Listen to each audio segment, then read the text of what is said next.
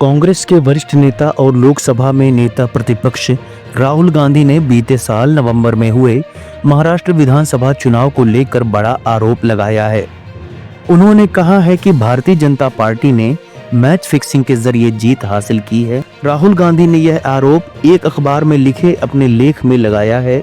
साथ ही उन्होंने कहा है कि बीजेपी ने लोकतंत्र को कमजोर करने की साजिश रची।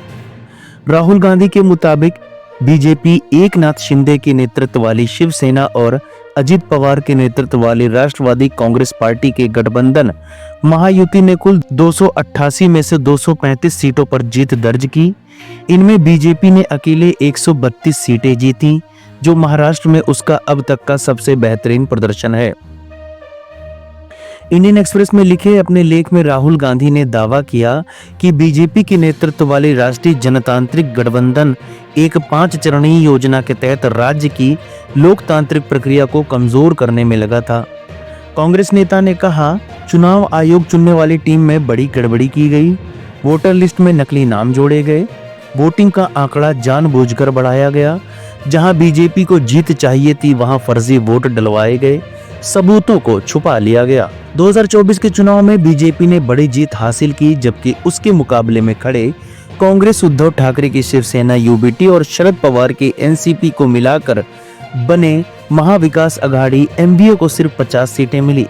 यह नतीजा उद्धव ठाकरे और शरद पवार के लिए बहुत बड़ा झटका था, क्योंकि चुनाव से पहले ही वो अपनी पार्टियों और उनके चुनाव चिन्ह खो चुके थे।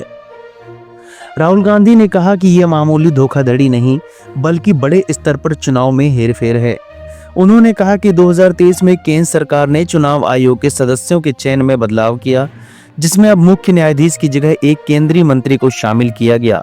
राहुल गांधी का मानना है कि इससे चुनाव आयोग का निष्पक्ष होना मुश्किल हो गया। उन्होंने लिखा, मुख्य न्यायाधीश की जगह मंत्री को चयन समिति में रखना ठीक नहीं है। कोई क्यों निष्पक्ष अधिकारी को हटाएगा, इसका जवाब खुद सवाल में है। वहीं राहुल गांधी के इन आरोपों पर बीजेपी ने पलटवार किया है और इस बयान को शर्मनाक बताया है। बीजेपी के राष्ट्रीय प्रवक्ता तुहिन सिन्हा ने कहा, राहुल गांधी फिर से देश के संस्थानों की बुराई कर रहे हैं। चुनाव आयोग ने इन बातों को कई बार साफ कर दिया है। राहुल गांधी ने दावा किया कि महाराष्ट्र में 2019 में विधानसभा चुनाव में 8.98 करोड़ वोटर थे, जो 2024 के लोकसभा चुनाव में बढ़कर 9.29 करोड़ हो गए, यानी 5 साल में 31 लाख वोटर बढ़े।